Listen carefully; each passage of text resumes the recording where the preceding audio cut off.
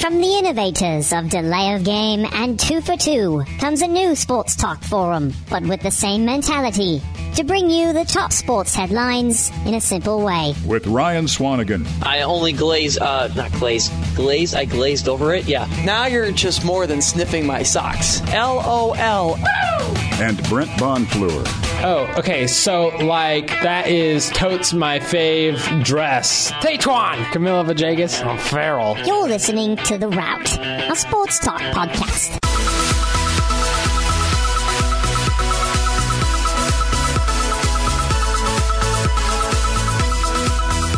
Hey, welcome into another jam-packed show. At least we're going to try and make it that. Glad to have you in here on The Route. Ryan Swanigan next to a man back from the dead. Hey. His name is Brent Bonfleur. He's actually going to be here this week because he's not dying in his apartment. It's a miracle. Still sick. But he sucked it up today. But I'm feeling good. It's just now, will you get sick and then miss 2 weeks? No, the question is, are you going to go see a doctor? Yes. Because you told me before you came in, before we started this podcast, you have not seen a doctor yet. Well, and you just told me you were sick for 4 weeks. So wouldn't after week 2, you would 2 weeks ago, you would have seen a doctor? Well, no. It came in stages, and just recently it got. I was wondering if you had mono or something.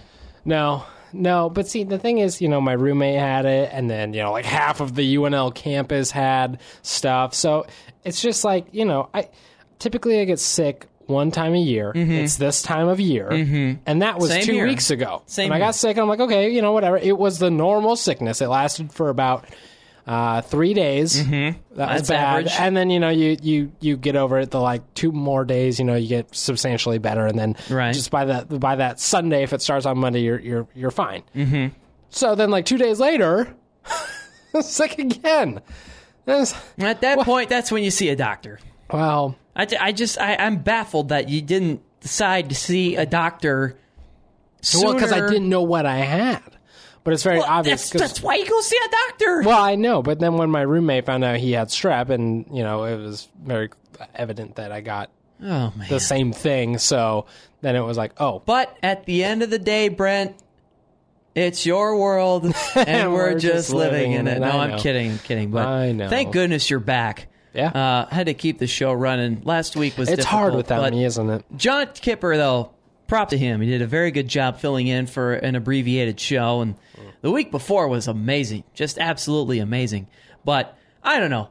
Brent finally is going to see a doctor, finally. On Tuesday. Yeah. Not tomorrow, on Tuesday. That was the earliest time they had. I don't make the rules, Ryan. Yeah, that's what they all say. But, anyways, good to have Brent back. Good show in store. We just finished our Husker football podcast. Check that out on the Facebook page, facebook.com/TheRoute2. Our website as well, our brand new website that I don't even know if Brent knows we have. It's called theroute2.wordpress.com.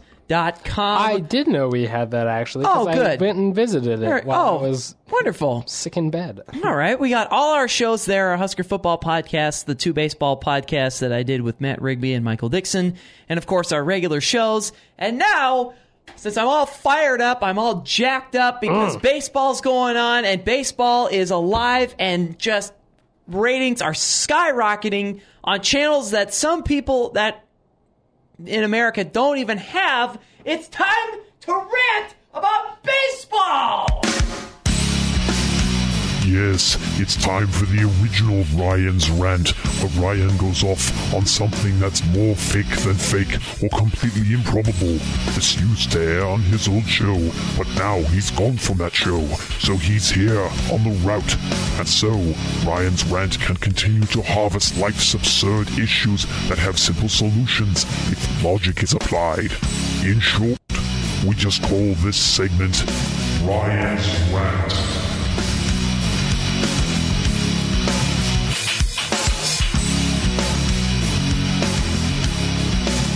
Oh, yeah.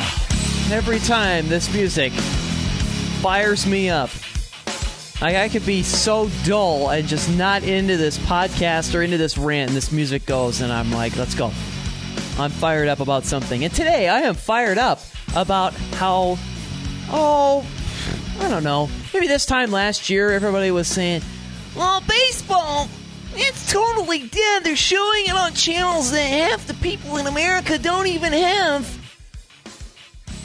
Well, if half the people in America don't have radios or cable or anything, then why did Outside the Lines on, I believe, Thursday, I think it was, have a full half-hour show on ESPN dedicated to a 50-minute seventh inning of Game 5 of the NLDS between the Toronto Blue Jays and the Texas Rangers?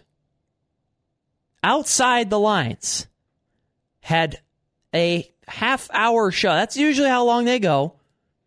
And they always go in depth and in detail about, sorts of things. Kind of like what our version of Out of Play is. That's what they do. They're, they discuss some controversial thing that happened during the week and all that. They discussed a Major League Baseball game's seventh inning of the playoffs in a 30 full-minute show. Usually they talk about two other things, but that kind of tells me that baseball isn't dying, because everyone was talking about that inning. Not the game, it was like, oh, that's a great game, yada yada. They were talking about the inning. They went into further detail about the game. I hope that makes sense. And how important that is. Because I keep hearing how baseball, it's a not so interesting sport. It's it's so long. It's not that exciting anymore. The home runs, blah blah blah.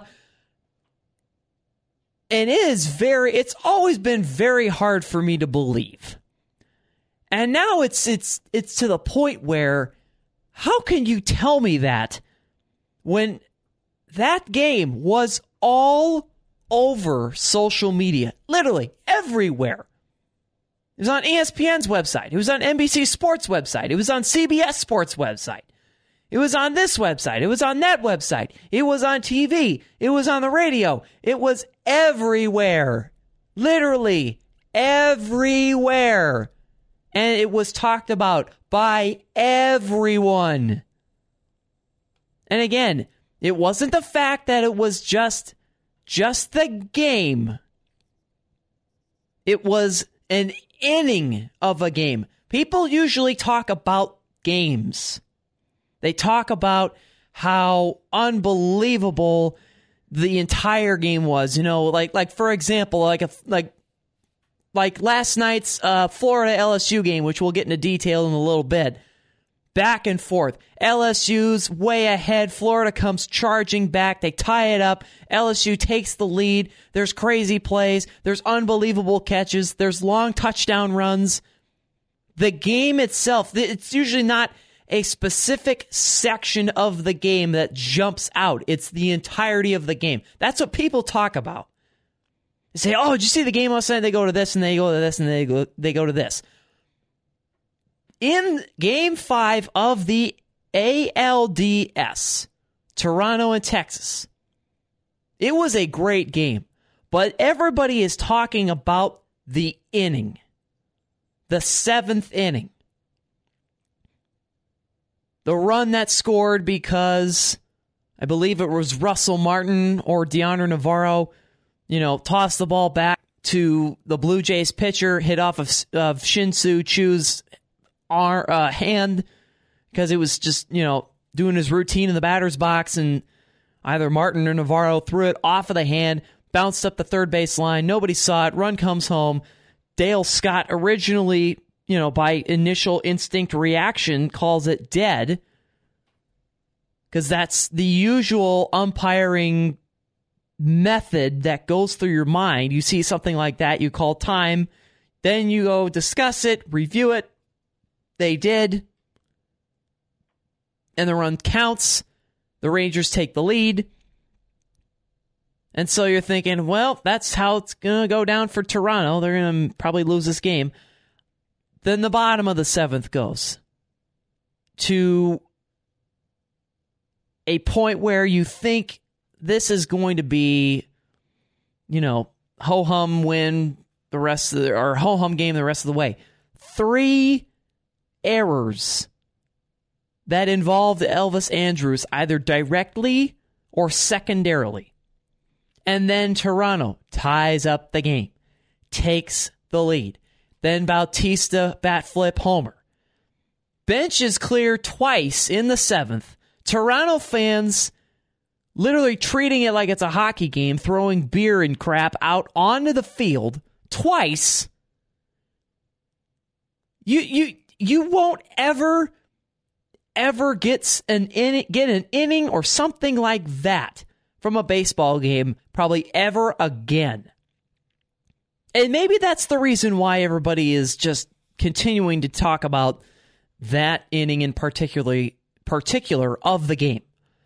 But the fact of the matter is, the 7th inning of that game on Fox Sports 1, a channel that, again, half of America probably doesn't get, depending on your cable provider, and yet everybody was still talking about it. That is the point I'm making here, is baseball, it is not a boring sport, and it is not turning into a game that is, on the back page of the sports section. It's not just there. Seriously, I almost want to I almost want to imagine the idea of one day when baseball is still going strong, or just as strong, if not stronger, than the NFL, because of all this concussion stuff and how many parents are realizing the issues in football and are having their kids play baseball or soccer or something other than football. You see how popular soccer is becoming in America. There's no question about that. Baseball is staying the same, and it's not a dying sport. Especially not now. Look at what's going on in the NLCS. You have the Cubs and you have the Mets. As far as the standings go, the lowest seeded division winner against the second wild card team. And it has made for some dramatic, brilliant baseball. Chase Utley's takeout slide of Ruben Tejada was one of the top stories on Good Morning America on ABC. And you're telling me that baseball is boring and dying and nobody is really that interested in it anymore? Give me a break. Don't tell me home runs. There were about 10 different Major League Baseball players, if not more, that hit 40 or more home runs this year. You know how many hit 40 or more last year? 1. Don't tell me it's falling out of the interesting category that captures attention and television sets in America. I don't know what the ratings were for that Toronto Texas game. it had to be outrageous because everyone was talking about it the next day. Just remarkable.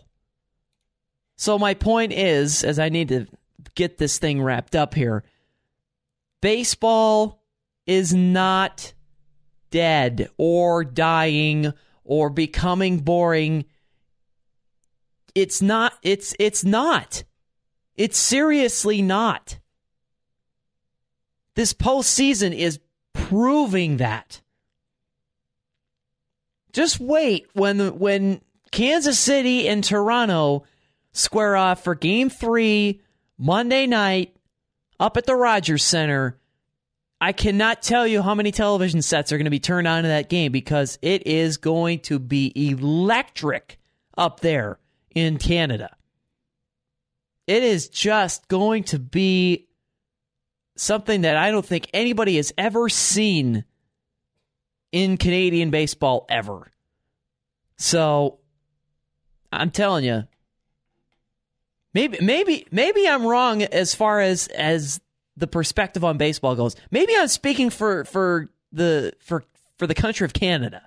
Maybe I'm speaking for the Canadians, and I'm just wrong about Americans, which would only prove another point even more. But we're out of time to discuss that. I don't know. Maybe that's what it is. Maybe I'm just speaking for the Canadians. Who knows? You're listening to The Route, a sports talk podcast. Available online at theroute.wordpress.com and on YouTube. It's time now for Out of Play, the part of The Route where Ryan Swanigan and Brent Barnfloor discuss one major controversial sports story from the week. All right, time to bring back in the anti-baseball wizard. And I like that title. Discuss the anti-baseball wizard. Yeah. Can I put that on a resume? You could if you wanted to. Yeah. Would you hire me? Well, to be a sports talk partner, probably not. Yeah. But outside of that, I mean, yeah, I'd probably hire you as like the producer, you know. Yeah. Do my job.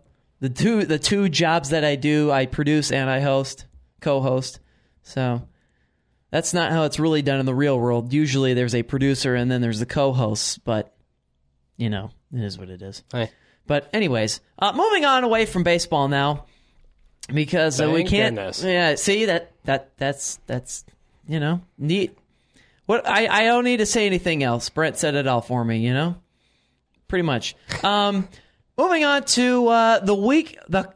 In addition to the crazy baseball stuff that was going on, there was also some wild, unbelievable college football developments that took place. First of all, Maryland firing Randy Edsall in really dramatic fashion. Dropped the mic on his final presser and stuck it to the media, which I'm always a big fan of. and then he got fired on Sunday. So, well, you know, that was kind of a Maryland was off to an atrocious start. Mike Loxley, now the interim head coach for the Terrapins, who are just kind of a dumpster fire at this point. Poor Maryland. Had such a promising future after last year, but so did Arkansas. And look how that's going, too. So anyway, Maryland, you know, that happens. And then I believe, was it Sunday night or Monday? I think that's when the Steve Sarkisian thing started happening. I think Monday.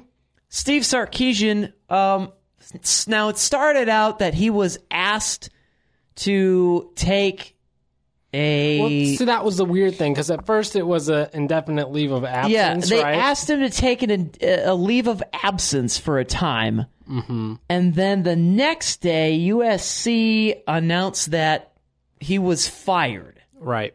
Which I think was Tuesday. And then Wednesday... It was early in the week, I know that. Yeah, Tuesday or Wednesday that happened. And then I think Thursday is when Sarkisian... Wednesday the report came out about how he was doing some things with alcohol Yeah. and the game at the same time. Right. And then Thursday or Friday, he came out and broke his silence and talked about all that. And then, meanwhile, on Wednesday or Tuesday, I think it was, it's all blending together. Steve Spurrier announces his resignation. And we thought first that he was announcing retirement. And then later on, it came out that he was resigning. He wasn't retiring. Yeah. So, again, it usually comes in threes. And whatever it is, in baseball, in football, there's always those 3 firings.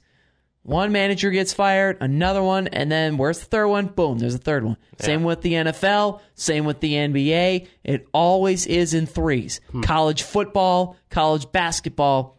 And here we are in mid-season, mind you. That was the most surprising thing about Spurrier. And not 1, not 2, but 3.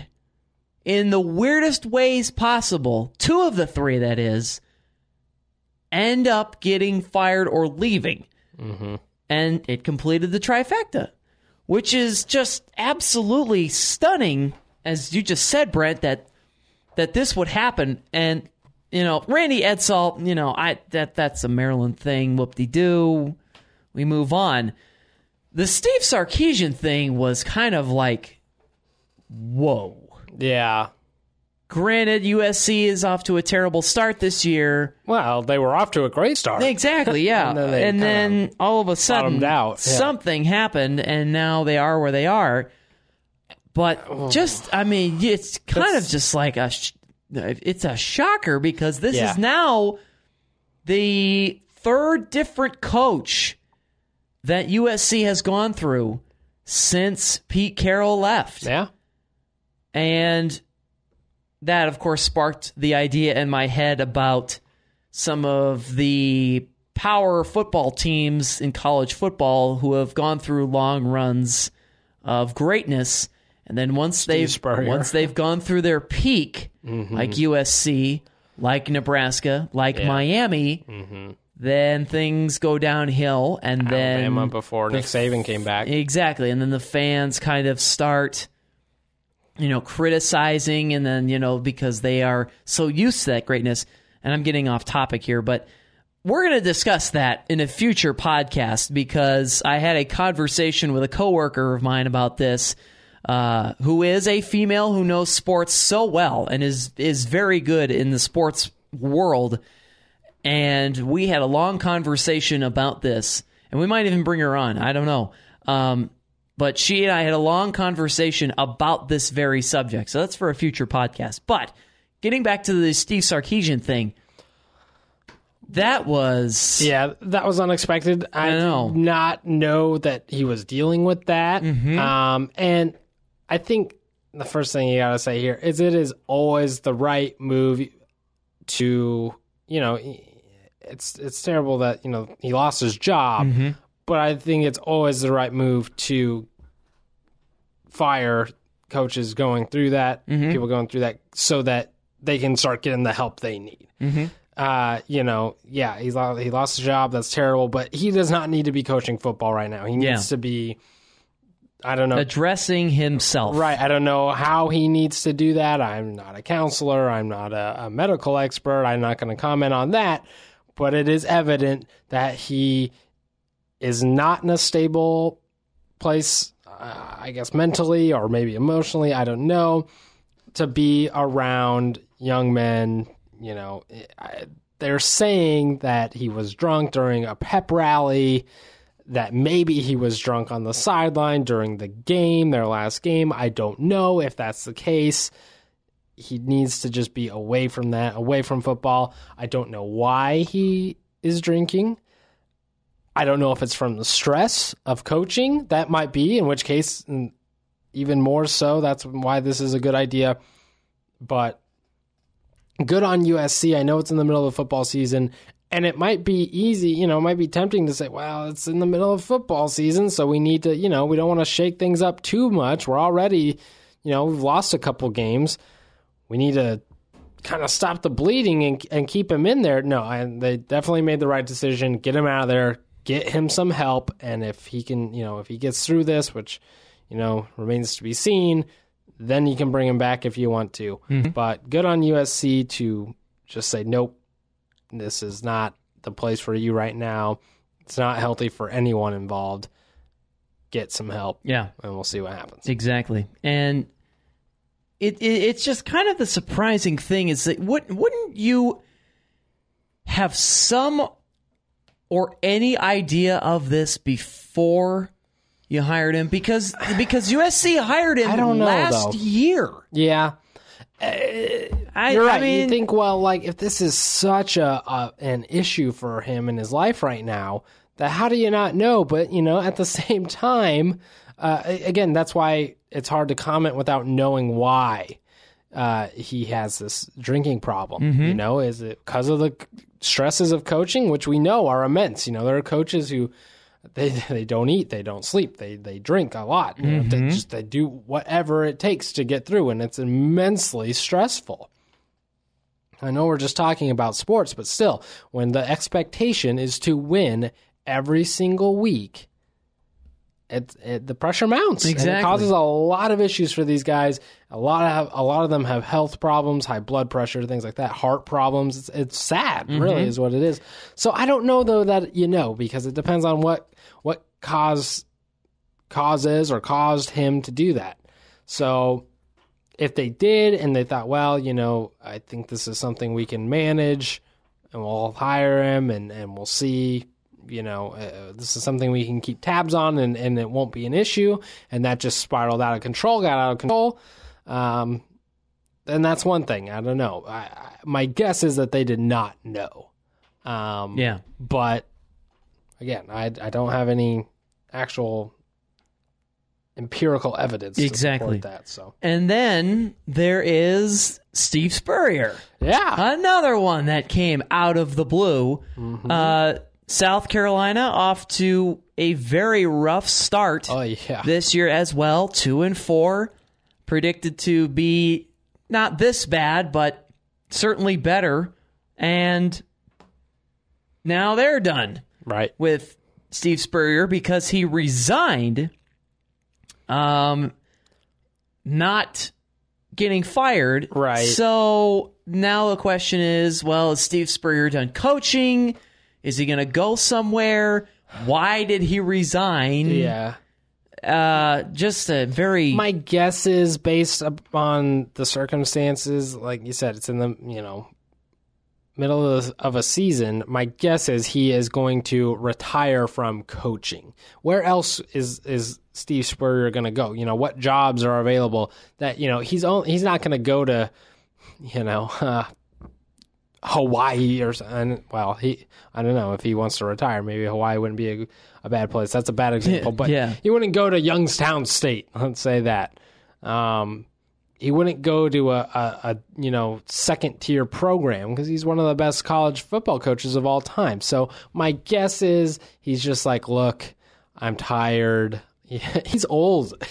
He has been doing this for a long time. He's been doing it well for a long time. He just might. I think he's just tired, and I think he wants to try something else. My guess is, he's not going to retire. I think he'll work as an analyst, maybe for SEC Network or ESPN or whoever it is. But that would be my guess. He'd go and work as an analyst. That's what Mac Brown did. That's what he's doing right now. So that's my guess for Steve Spurrier. But because it was in the middle of the season, my guess is he's just like, look, and he knows. He's one of those guys just like Mike Riley. He's been doing this for so long. He knows how his team is going to do. Maybe. But then that brings up the question, did he quit on his team? Did Steve Spurrier? I think that's a valid question, actually. I think that's what I'm because when you start to put those facts together, it seems as if Steve Spurrier quit on the South Carolina Gamecocks and just decided, hey, I'm done. Yeah. Yeah. I just see how this is going, and I'm getting out of here. I'm going to take the money and run. Well, I don't know how much money was still involved. No, he's still making. He's going to make a good chunk through the end of the year. Yeah, well, and that may be, but at the same time, with a guy like him who has done so much for that program and is just so good, yeah, it almost is. I think it's okay. I think when you are at that level, I think that you get to choose how you want to go out, and even if it's not the best thing for the team.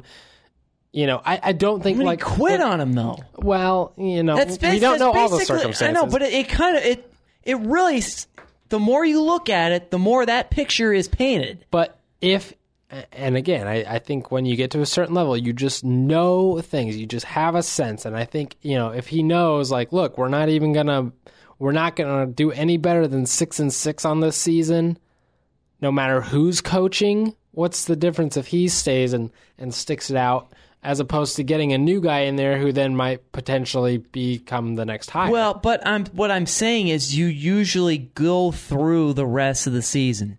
You stick it out. You do stick it out, and you make it through good for it. him. I'm just saying when you get to that point, it's kind of like you can do whatever the heck you want. Well, but still, it doesn't matter how far. I don't think it matters how far along you are. Really? I think if you're a head coach of a team, you have asked these players to come play for you. And therefore, it's a two-way street. You should be coaching for them while they play for you.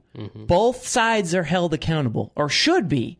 So if you're going through a terrible portion of the season, like South Carolina is right now, you stick it out, you go through, and if you get fired at the end of the year, you get fired. But Steve Spurrier seemingly felt like that he was going to be done, and he probably should have waited to the end of the season, then resigned. Yeah. That would have made more sense and would have been more understandable because he got his team through the year. Not just up and leave like that because, I think we're having a bad season. I better hightail it out of here. Right. That's just like, it's just but that's ducking just the one situation. Right, and you're right, but that's that at least the hypothetical. way it seems. Now, we could also take into consideration that maybe he's just, the years have caught up with him, and he's just like, no, I cannot do this. I'm just too tired. In which case, what are you going to say? No, stay here, and you signed a contract, you finish this out. The guy, how old is he? He's in his 70s, isn't he? Yeah. He's an old guy. He's 70 years old. Yeah, 70 years old. Okay, maybe, I don't know, maybe he has health concerns or something like that. We don't know. But my guess is, obviously South Carolina's okay with it. Right. Oh, yeah, they must be. Heard some sort of fuss. Yeah, exactly. They must be. You're not hearing that. So, I don't know. I think it's fine. They're not going anywhere this year. It's not like this is hurting their chances at reaching a big-time bowl. Yeah, so. Fair enough. Certainly going to be interesting to see what happens going forward now, especially with USC, with South Carolina. Maryland, again, going back to what I said about I don't even know, 3 years ago when Maryland and Rutgers were going to join Big Ten. Nothing says Big Ten football like Maryland and Rutgers. And that statement still holds true to this very day. But it's not about football. It's about academics. Oh, yes. According to Jim Delaney. It's about building up the resume of the Big Ten and the ingenious student athletes that come forth from this conference. Yeah. Yeah, sure. Hell yeah. Yeah. Uh-huh. Isn't this country great? All right. Let's move on here. But first, You're listening to The Route, a sports talk podcast. On Facebook.com/The Route 2 and on Twitter @the_Route2. 2 important games from the week are now under review. and this is where the part of the show gets kind of thin because there were only 2 really good games yesterday. Yeah, well, just wait till predictions. And then, just wait till predictions. And only one honorable mention, USC versus Notre Dame. That one was just, that's a generous honorable mention. Yeah. Because everything 2 weeks ago, else, that's a great game. Oh, absolutely. But everything else was just like, no, blowout, no, blowout, nope, not really. Yeah, so that's how that worked out. And so we now move on to the wonderful portion of the show where we get to analyze two games from the weekend. Once again, in college football, even though Saints-Falcons, honorable mention there too, I guess. That was a pretty good game that I was asleep for because I work overnights and it stinks. But it's still a job in the broadcasting field, and I will take it because I need to. Michigan State, Michigan. Yeah, boy. Oh, man. Everything what it was cracked a up to game again. Now, here's the best part about this. Michigan State couldn't shut down a team in the fourth quarter until like the last play of the game. And then they end up winning. Purdue, Rutgers, and Air Force, I think, even you could throw in there. So that was Michigan State coming into this game. Michigan, meanwhile, had lost a close game to Utah, which is now a top 5 team in the country. Right. And then was just whacking everybody silly, no matter who it was. If it was BYU, if it was Northwestern, they just were taking down everybody. And Michigan had the best defense in the country. Exactly. And Michigan wasn't having any fourth quarter problems whatsoever. Because the other team hadn't scored. Exactly. Because nobody was challenging them except Utah. So, here comes Michigan State in a 20-14 game going into the fourth quarter. 2 field goals by Michigan to make it a 20... I think it got to a 23-20 game, I believe. 23-21, something like that. Yeah. That math isn't adding up right. What was the final score? It was 27-23. Yeah, it was 20-23. But they didn't have an extra point at the end, though. So somehow they won by... It was 21-23. 23-21? Yeah. I don't know how it got that way. There had to have been a safety in there was somewhere. something... I think that's what it was. I think there was a safety because I remembered watching the scoreboard yesterday. I didn't get to actually watch the game. I missed the second half. But there was, because they scored, but they only... It must have been a safety. I think you're right. I'm trying to find scoring plays. Okay, 17-14 Michigan, then 20-14 Michigan, then 23-14 Michigan. Oh... So then, I was thinking there was 13 on the board. That's my bad. Then Michigan State scored. So then it was 23-21. Yeah, and then the the end of the game touchdown, as it is listed on ESPN, in favor of the wrong team, by the way. They have it marked. They have the Michigan logo. It's actually Michigan State. I mean, what... Connor Cook was terrible in this game. Yet somehow he had 328 yards passing, 1 touchdown, was 18 of 39. Jake Rudock, former Iowa quarterback, now a graduate transfer, 15 of 25, 168 yards. That's terrible. Yet Michigan somehow, I don't know how, had defense. a 23-14 lead in the fourth quarter. Yeah. They had 62 rushing yards. 62! Michigan and they were had leading. Only 62, yeah. Well, their defense scored, didn't they? I thought so. I mean, pretty much. They had 3 field goals made. They had no kick returns or punt returns for touchdowns. The stats I'm looking at does not show any defensive stuff. So that's but 9 points, and then they must add a rushing touchdown too. Then there are 2 rushing touchdowns. Two yes, rushing touchdowns. Okay. So, but still, it just Michigan State had 58 rushing yards. 58. Yeah.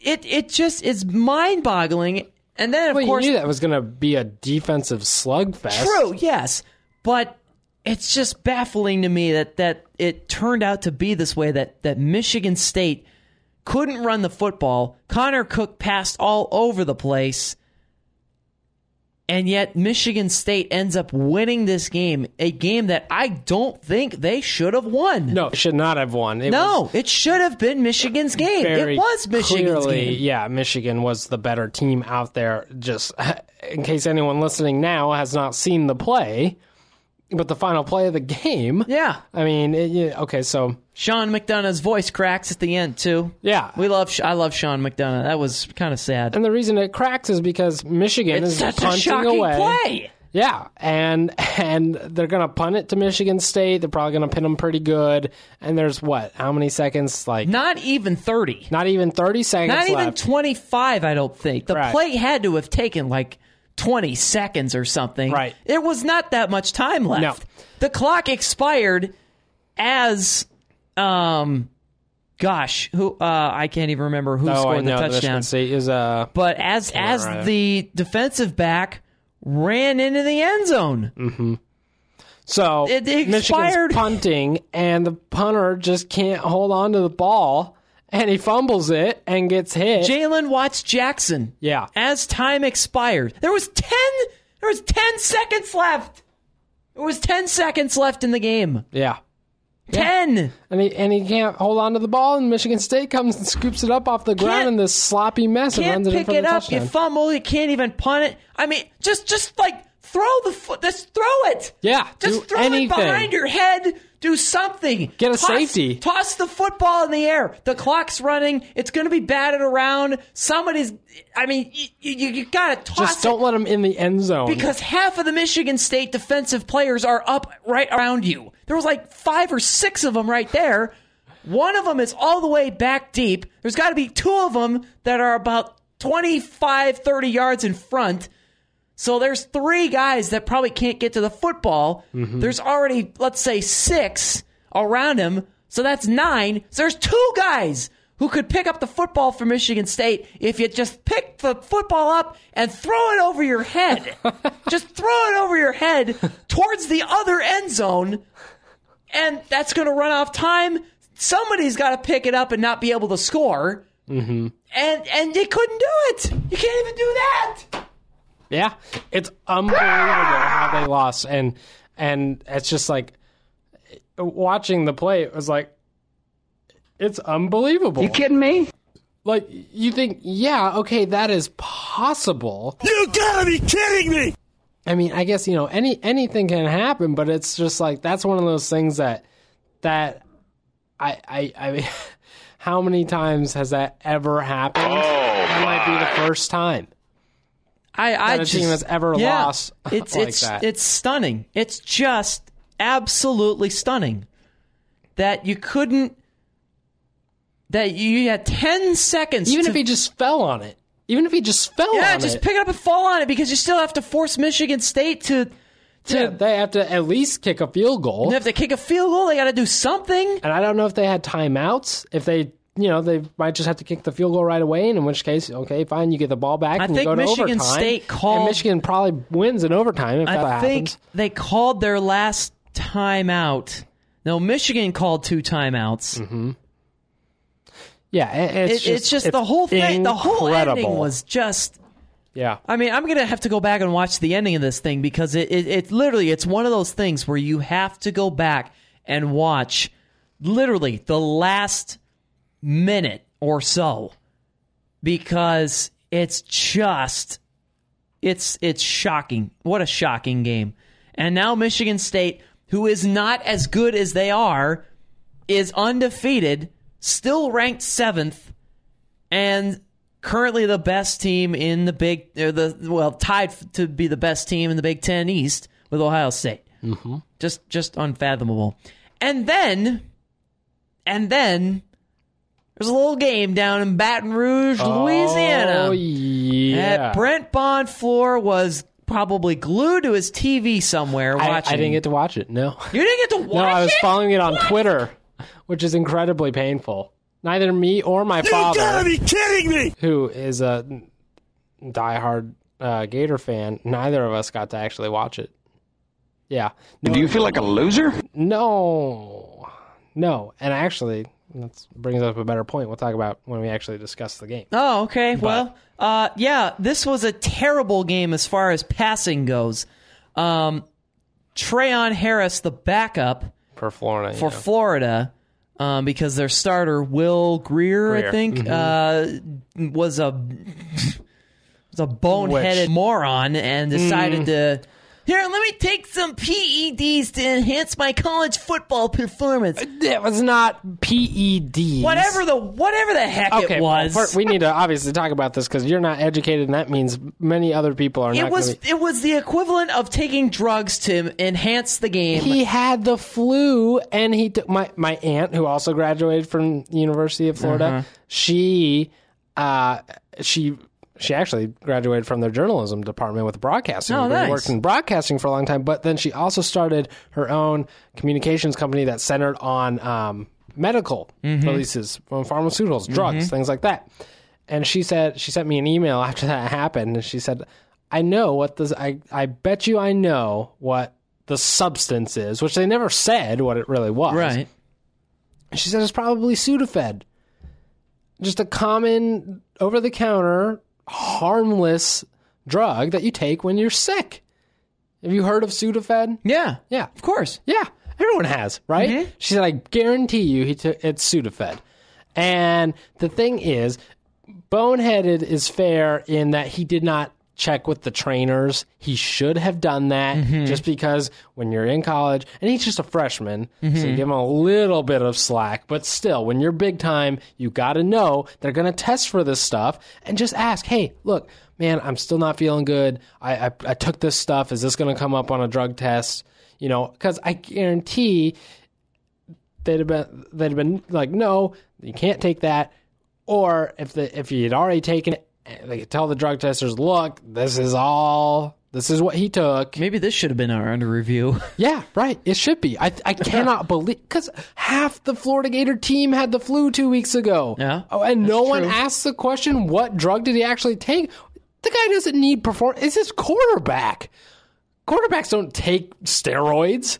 You know, that's defensive players or, maybe running backs or maybe wide receivers. Quarterbacks don't take steroids. He's not taking steroids. The guy had the flu. I 100% agree with my aunt. I guarantee you it was some over-the-counter drug. He probably was just feeling crappy. He's a college student.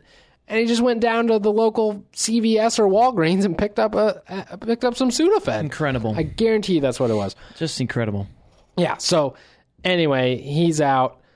Trayon Harris, 17 of 32, 270 yards passing, 2 touchdowns. Brandon Harris, of LSU, 13 of 19, 202 yards, 2 touchdowns. The running game for Florida was non-existent, 55 yards.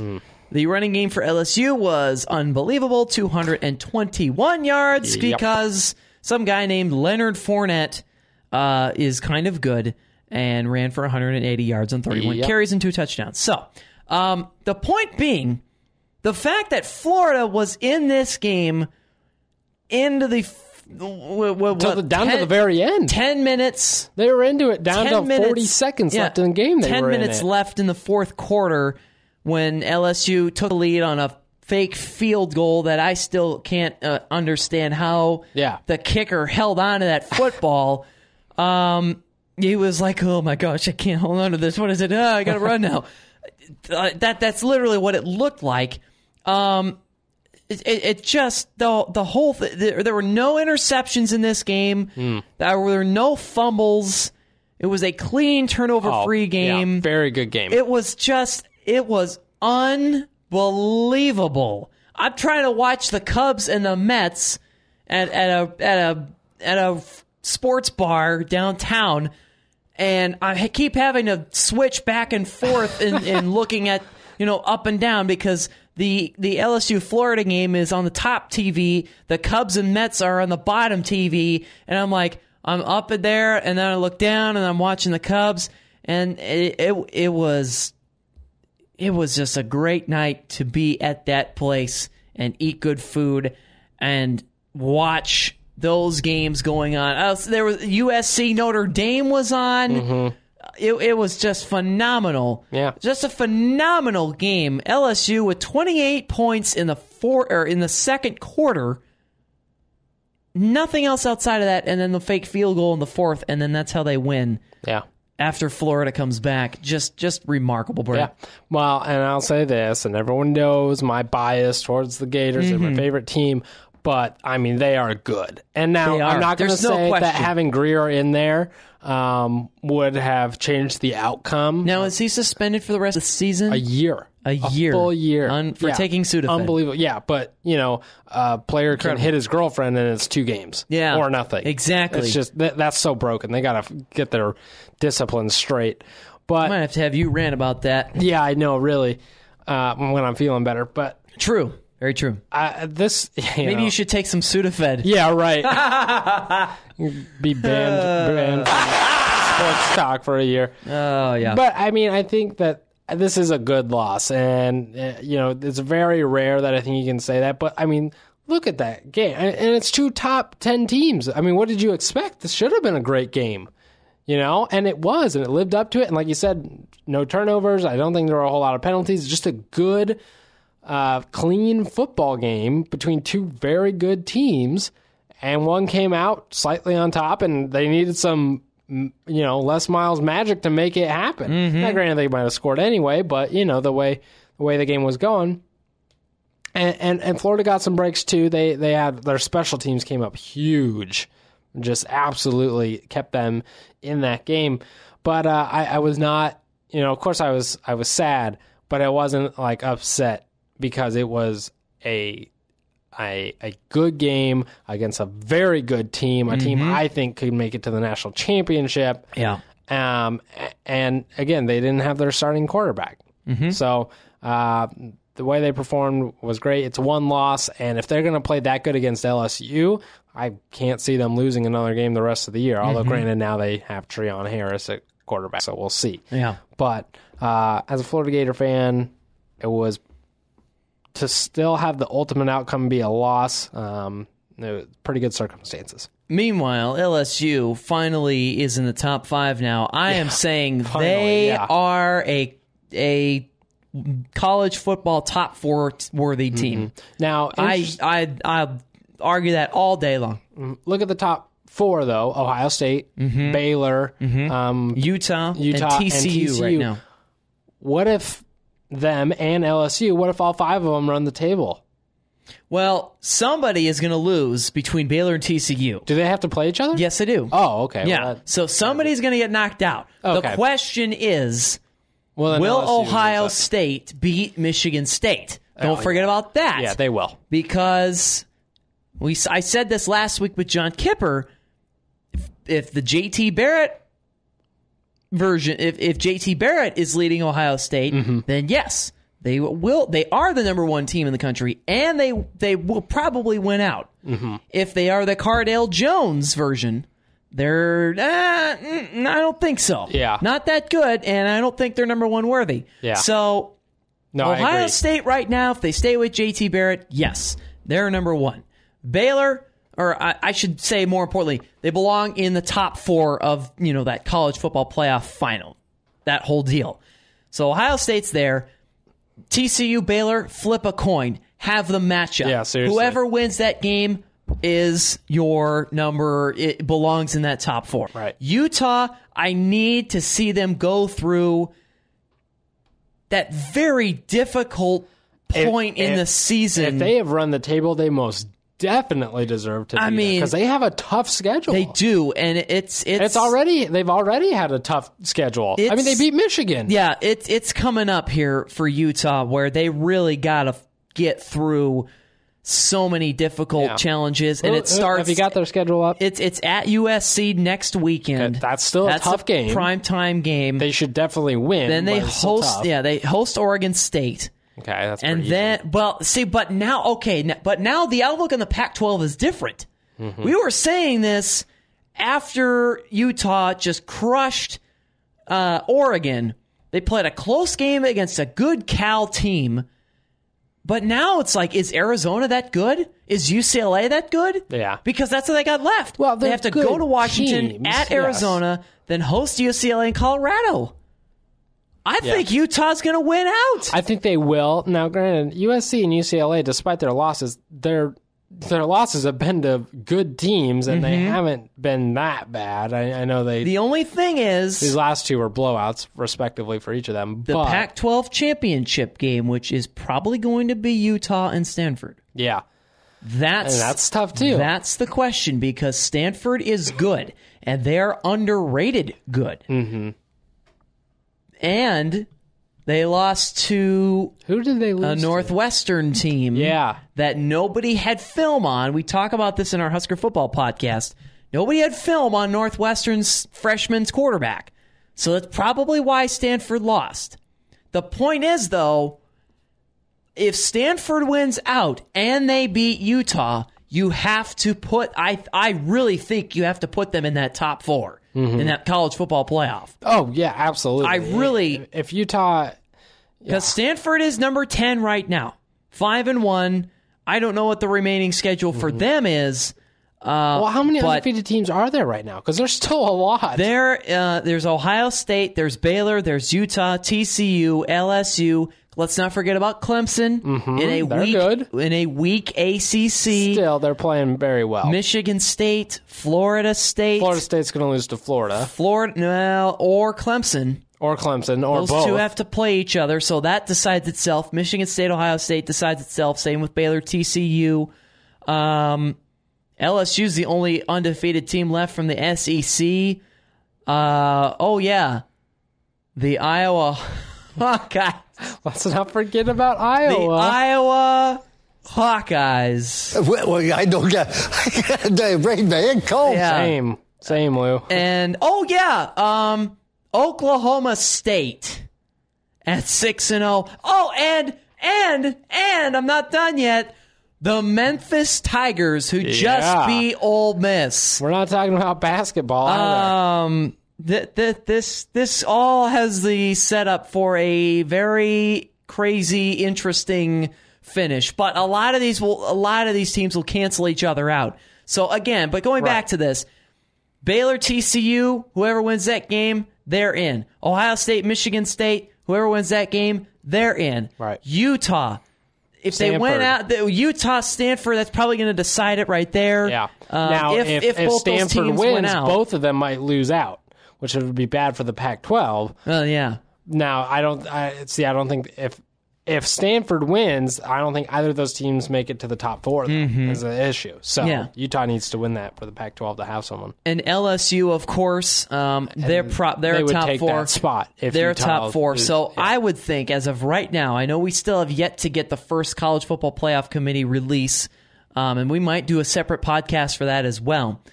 Ohio State, I say Baylor, Utah, and LSU. Those are your top four right now. Yeah. Probably. Yeah, TCU has had too close of games. Yeah. They don't have any defense. Yeah. And same with Baylor. So I'm thinking those are probably your four. You give the second round guys to TCU, Clemson, Michigan State, and Florida State. I mean, take your pick between Florida State in a weak ACC, Iowa. I mean, Iowa, who are they going to lose to, though? Who's Iowa going to lose to? That's I don't know. I mean, if they Nebraska in the last game of the season, Iowa's this close to victory, and they have to come to Memorial Stadium and lose. Yeah, we'll spoil it for them. Oh, my goodness. I mean, how many times has it been the other way around? Where Iowa's sort of spoiled Nebraska's season in the last game. Gosh, I have absolutely no idea. Granted, I don't think Nebraska's ever been undefeated and lost to them in the last game. No, but I don't know. I don't know either. But certainly not in recent times. I don't think so. So, yeah, I mean, Who's Iowa going to lose to? Should they be in there? I don't know. What did they play? Ohio State then? If Ohio in the Big State... Ten championship game, Ohio State or Michigan State, whoever wins that game and whoever wins out, it's going to be Ohio State. They're going to win. They're not losing to Michigan State. Quite possibly. That. I mean, it's so difficult. I'll wear a Georgia Bulldogs piece of apparel. You should wear Florida State instead. I know you don't like Florida State. I know you hate them. I know you hate them. That's why you should wear Florida State instead. It was funny. Georgia, nothing. My parents were in town this last week, and so we were watching the last Florida game. Mm-hmm. And my mom goes, we weren't. Well, we did watch the Florida game, but we were watching another game. What was the big matchup? Was it Alabama?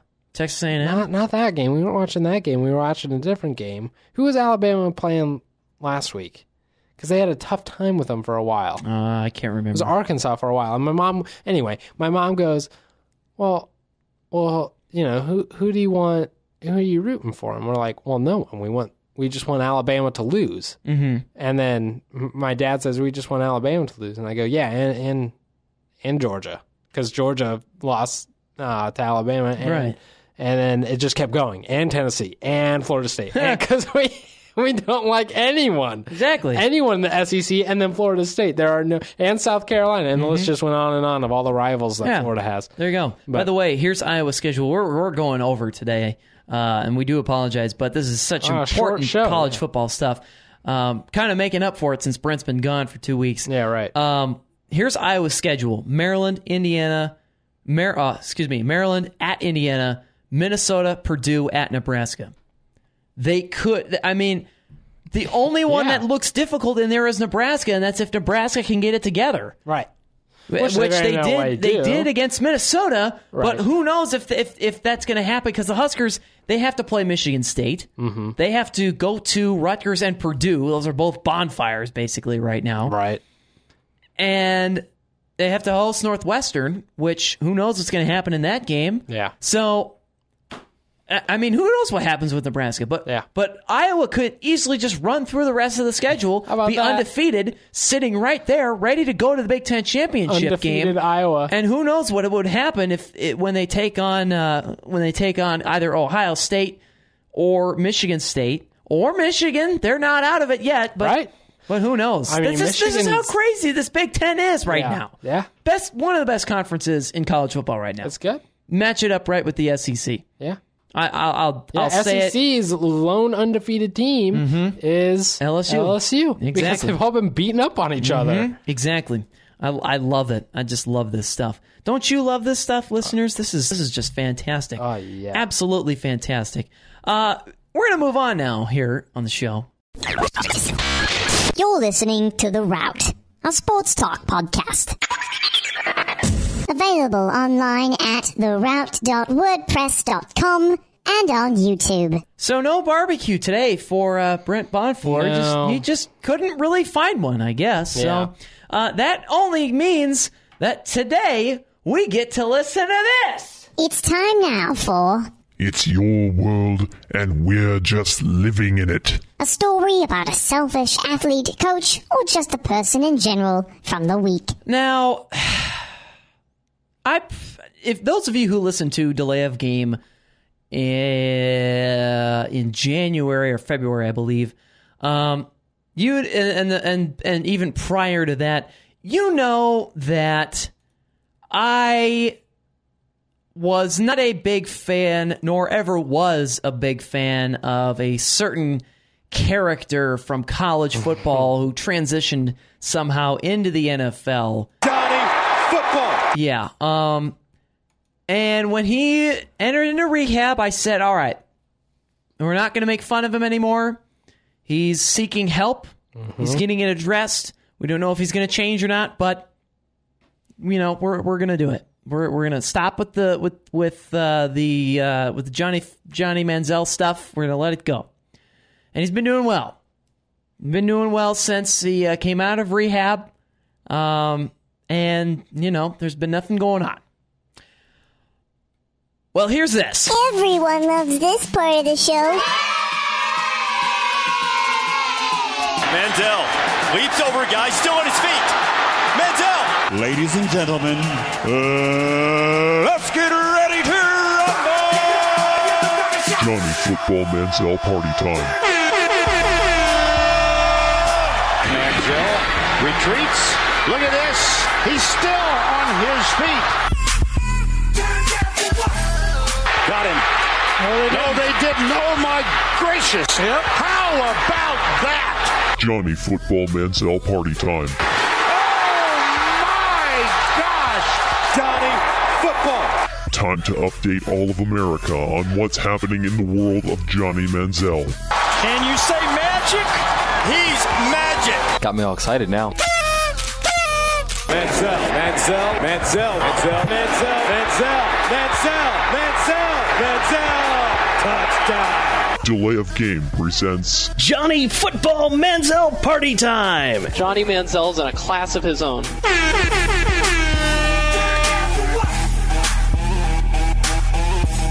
And here we are. Gosh. Because a ridiculous thing you came up with. That's right, because that's what Johnny Manziel is. A ridiculous character who just can't pull it together. Because on Monday, Johnny Manziel was with his girlfriend out in the Cleveland countryside and admitted to police. This is from the report from Fox 28 in Cleveland, I believe, or Columbus. I think it's Columbus, Ohio. Manziel was parked in a gravel driveway when Avon, Ohio police located him following an incident with his girlfriend, Colleen Crowley. He admitted to police that he drank alcohol before a dispute on Monday with his girlfriend while driving on the highway. He pulled over his car. Oh, here's what happened. This is from Fox 28. A witness told police Crowley was attempting to exit Manziel's speeding vehicle as he tried to keep her in the car. Police said Manziel told them he had 2 alcoholic drinks earlier in the day. Just two. Remember that number. Manziel wasn't charged, and Crowley told police she didn't want to press charges against the 2012 Heisman Trophy winner. Now, you have 2 drinks. They gotta be pretty strong for all that to happen. The incident happened on the side of the highway. On the side of the highway, Interstate 90, I believe, near Avon. And then the rest of this follows. Can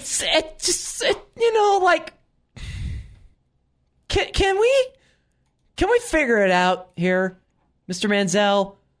You said you were going to seek help. You sought the help. You got released. You were fine. And then this happens. Like, do you not pay attention to enough news to see what's going on in the NFL with Greg Hardy, with Adrian Peterson, with Ray Rice? And then there's you doing your stupid stuff. Then you seek treatment. Now you do this. Like, come on. You seriously? Why he was drinking, I don't know. Why are you driving?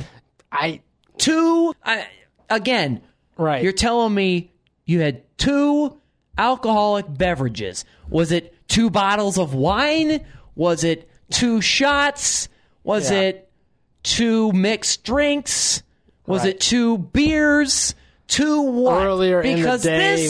This doesn't sound like 2 alcoholic drinks. Well, even if you had 2, one, why are you driving? Now, he said it's earlier in the day. How much earlier? I don't know the time frame. It's just so many shady facts coming from this story. It's like, probably okay. shouldn't have been driving.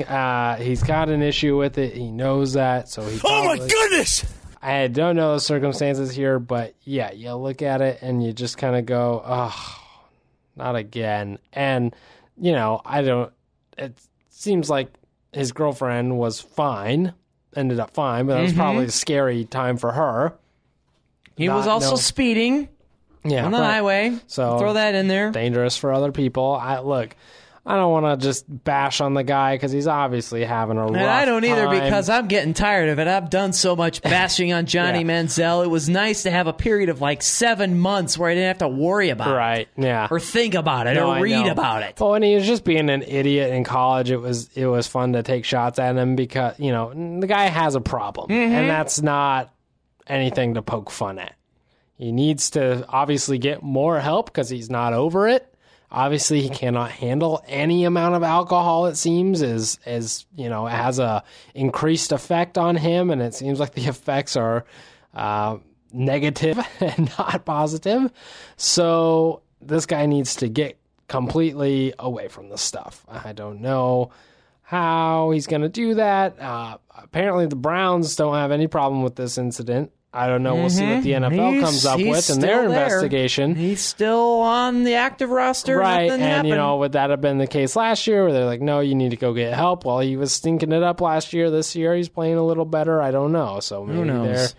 I don't want to, cast aspersions on the whole situation and on the Browns, but it's kind of like, look, until maybe this guy, maybe he should not be playing college football. Or not college. Maybe he should not be playing football at all. Maybe that's just not what Johnny Manziel needs in his life right now.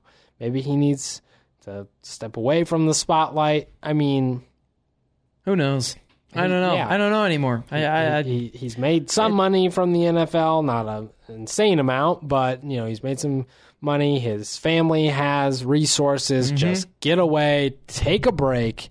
Get healthy. Figure it out. Yeah, and get your life on track. Simple a bit as that. Because, just figure it out. It's not that hard. And it's sad, but he's spiraling out of control. Pretty much. All right. Finally, our predictions. We've gone well over time, so we got to really wrap this thing up. It's a good thing we only have like 2. I know. Only 2 predictions. One from each. College football, NFL. And I'm sorry we're not talking baseball. I ranted about it earlier. I am too much of a nervous wreck right now to talk about baseball. With the Cubs losing game 1 last night, I'm hoping for a bounce back tonight or at Wrigley. This is the desperation is at an all-time high right now with the Cubs. It's just incredible. Our predictions, the only 2 for this week: Texas A&M and Ole Miss in college football. Right. Yeah. After Ole Miss just really got owned by Memphis. Yeah. That's how good Memphis is. And Paxton, I believe. I can't remember. Paxton something, or his last name is Paxton. The Memphis quarterback, that guy is going to be a good NFL quarterback. He's got the intangibles. I haven't seen him. I've never watched a Memphis football game. He's got great intangibles. He's tall. He's got a very good arm. He's mobile enough. He's got all the traits of an NFL quarterback. Did I mention that he's tall? Yes. This guy, he's a big guy, huh? He's NFL worthy. Yeah. Definitely watch out for him. Texas A&M, Ole Miss. I mean, Texas A&M, I think fairly Really? easily. Yeah, Ole Miss, they're a good team, but they're on the decline, man. Their defense is good, but their offense, aside from Laquan Treadwell and that other wide receiver whose last name I can't pronounce, that plays opposite of Treadwell. Yeah. They got nothing. I mean, their quarterback he's all right, but the running backs, I don't even know their names because they're that unimportant. Texas A&M's going to win. I'm going to go with they're just going to sheerly outscore them. I'm going to go with Ole Miss because if Texas A&M can't even beat Bama at home with Kyle Field going ballistic, how in the world are you going to go in Ole Miss and beat them? Oh. Really? But Ole Miss just lost to Memphis in they really lost shocking fashion, so I don't even know. 2 in a row, right? Or 2 or 3 at least. Something like that. So there goes college football predictions to the NFL. One game. One game. Wait, what's tomorrow night's Monday Night Football game? It can't be that good then if we can't even think of it, I guess. No, what is it though? Hold on. Well, our one NFL game that we have for... It's Giants-Eagles. Yeah, so then forget it. Giants are going to win that. So forget it. So next week, Sunday NFL games, Jets, Patriots. Patriots because it's their year. Brent? Yeah, Patriots. I mean, the Jets, right now, they're surviving the Washington Redskins. The Jets seem to be playing down to their competition, which is not good. Oh, yeah. Because their defense is unreal. It's not the Denver Broncos, but it's one slot below.